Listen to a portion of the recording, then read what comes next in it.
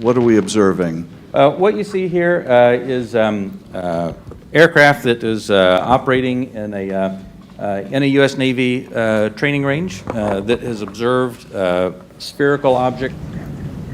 Here's what you'll see coming up right here. There it went. Now back up just a. No, yeah, back up.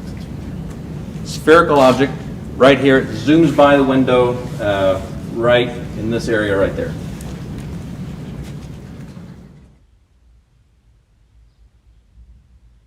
And as they fly by it, they take a video. You see it looks reflective in this video, somewhat reflective, and it quickly passes by the cockpit of the aircraft.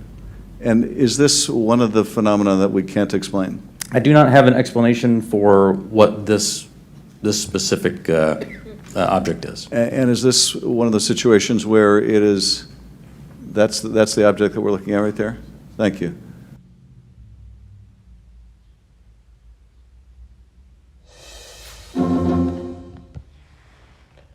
Call Halaimla Yahweh, Bahashem, Yahweh Shai, Bahashem, Wakaha Kodash.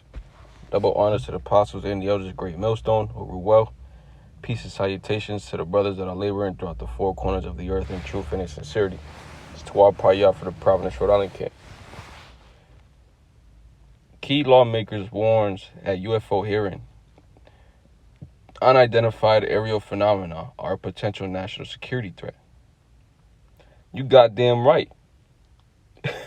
You goddamn right. It's a threat. It's a threat to this beast system, man. It's a threat to Esau, Edom.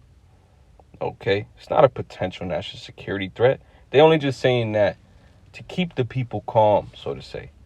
Okay? Because they know that this is the same reason why they didn't want to put this out. Okay? Because they know that people are going to start acting certain way, things of that nature. Like when the signs that have been written in the scriptures are actually being talked about and put on the news and things of that nature, all right, people are going to start to like trip.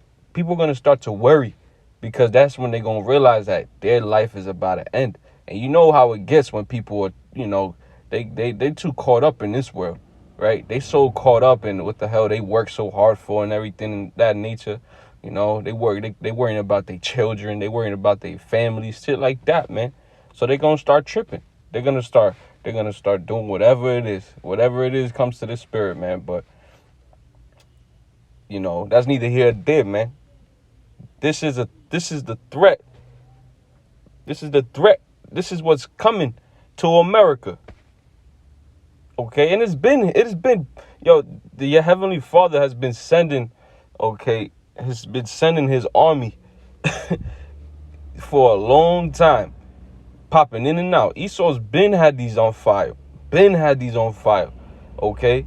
At the end of the day, it's just now that they got to put it out there because the chariots have been popping out like way more, like the stars of the heavens, man. Okay?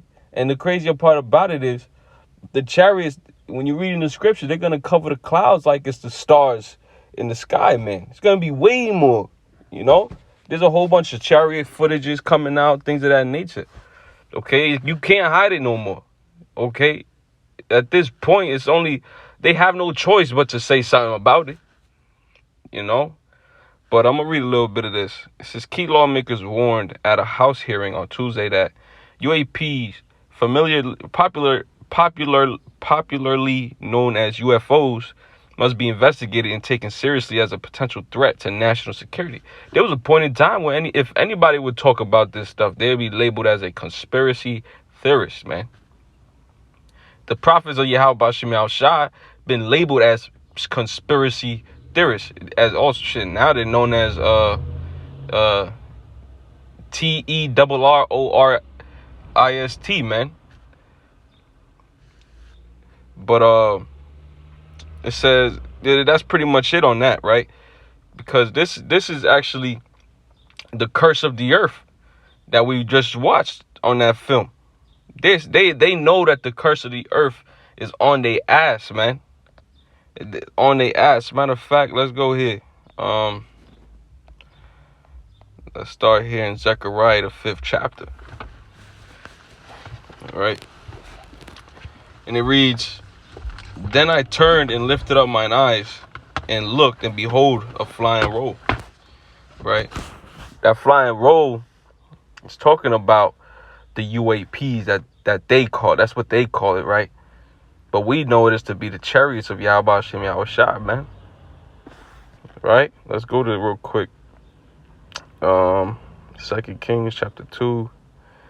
I'll read a little bit, give a little context.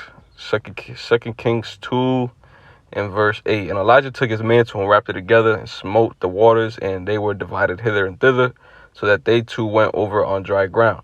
And it came to pass, when they were gone over, that Elijah said unto Elisha, Ask what I shall do for thee, before I be taken away from thee. So, Elijah knew that he was about to get delivered. He was about to get beamed up.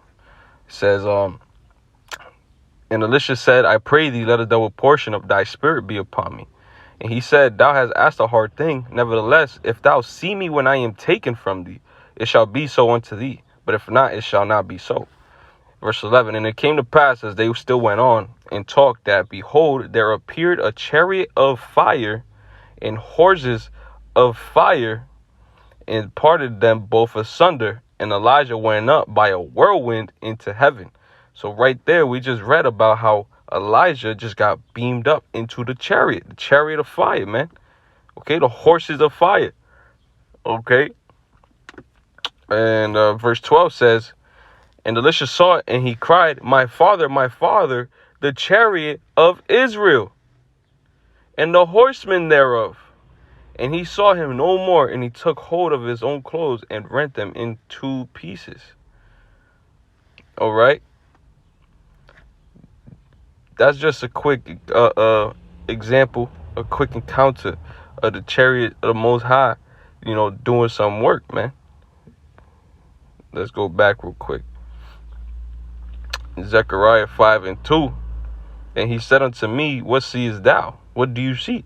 And I answered, I see a flying roll, and the length thereof is 20 cubits, and the breadth thereof are 10 cubits. That's going into the measurements. Says, then said he unto me, this is the curse that goeth forth over the face of the whole earth. And this is why Esau, Edom, is coming down with great wrath, man. Because the curse of the earth is making itself known a lot more in these latter days. And he understands that his kingdom is at risk of coming to an end. Okay? It says, for everyone that stealeth shall be cut off as on this side according to it. That's Esau. Esau be stealing. And everyone that sweareth shall be cut off as on that side according to it. It's not just Esau, the heathens, as well as the wicked 2/3 Israelites. They're going to get it too. Okay. Verse 4, I will bring it forth, saith the Lord of hosts, and it shall enter into the house of the thief. Right. And that's talking about America. America is the house of the thief. The thief is who? Esau, Edom. Okay. Now, real quick, let's grab this. Proverbs 3 and verse 33. The curse of the Lord, the curse of Yahweh, is in the house of the wicked. The house of the wicked is what? America. Babylon the Great, the daughter of Babylon. Okay. But he blesseth the habitation of the just. All right, now let's go back. Zechariah chapter 5, verse 4. I will bring it forth, saith the Lord of hosts, and it shall enter into the house of the thief, and into the house of him that sweareth falsely by my name, and it shall remain in the midst of his house, and shall consume it with the timber thereof and the stones thereof. Right, yeah, man. Heathens, the wicked 2/3 Israelites, you're gonna get cut off, man. By the curse of the earth, as well as the thermonuclear missiles that's gonna be dropping on this place. All right, grab a quick precept, okay? Because these devils, you've seen how they labeled it as a security threat, okay? Now, real quick, let's take a quick look at what that word threat means. It says a statement of an intention to inflict pain, injury, damage, or other hostile action on someone in retribution for something done or not done. Woo, man. Okay, because we know what these devils did. Starting with Esau. Psalms the 83rd chapter. Psalms the 83rd chapter. Okay? Matter of fact, let's keep reading it. A person or thing likely to cause damage or danger. All right? So they know that these damn devils know that the so-called UAPs or UFOs are coming to do damage. You see? And they're gonna actually try to make war with chariots. They're gonna try to make war. I want to grab this quick precept that popped up into my head.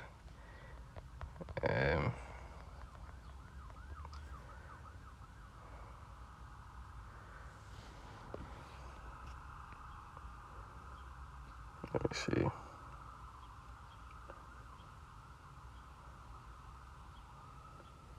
Okay, Psalms 2:1. Why do the heathen rage and the people imagine a vain thing? The kings of the earth set themselves and the rulers take counsel together against Yahweh and against his anointed, saying, let us break their bands asunder and cast away their cords from us. He that sitteth in the heavens shall laugh, the Lord shall have them in derision. Okay, because these damn devils, they really think that they could come up against Yahweh Ba'ashem Yahushua, okay, and the angels. They really think that they could do what they're doing right now and get away with it.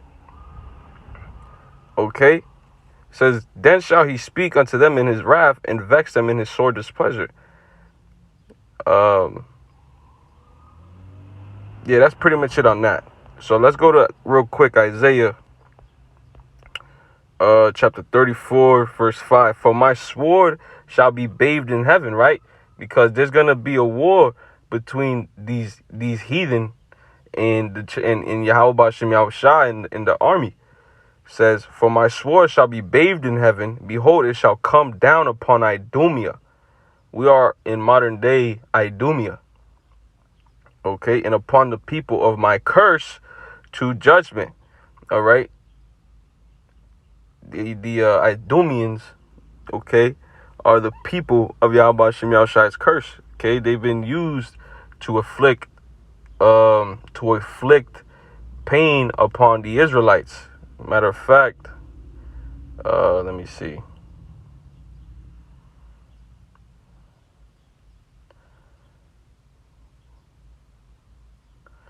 That's Isaiah 10. Isaiah 10 and 5 says, as over Syrian, the rod of mine anger and the staff in their hand is mine indignation. I will send them against an hypocritical nation, the Israelites, and against the people of my wrath will I give them a charge, to take the spoil, to take the prey, to tread them down like mine in the street. All right? So Esau is just nothing but a tool in Yahweh Ba'ashem Yahushua's hand. All right? Let's grab another precept. Isaiah 65, verse... let's see. Isaiah 65 and verse 15. Salaki 66 and verse 15. For behold, the Lord will come with fire and with his chariots like a whirlwind. Yahweh Shem Yahushua is going to come down in great glory with the clouds, okay, covering the skies. All right, as it talks about in Matthew. Matter of fact, let's grab it real quick, then we'll jump back to this. I'm gonna grab all these precepts, man. Get all the precepts. Matthew 24, verse. Let's see. 27. For as the lightning cometh out of the east, and shineth even unto the west, so shall also the coming of the Son of Man be. Okay. So this is something that's going to be seen by everyone on the planet Earth, man. All eyes shall see Yahweh Ba'ashem Yahushua. Okay. In the chariots. All right. Let's go back to Isaiah 66. Isaiah 66 and 15. For behold, the Lord will come with fire and with his chariots like a whirlwind to render his anger with fury. Okay, because yeah, they've went far beyond the measure that they were given, man. I mean, going deeper into it, it's all of the Willie Abba Shemi Shah. They just they went far, man. They they crossed the line. Okay, it says to render his anger with fury and his rebukes with flame of fire, man. Yeah, he's tired of these people out here blaspheming his name, his spirit. Okay, people out here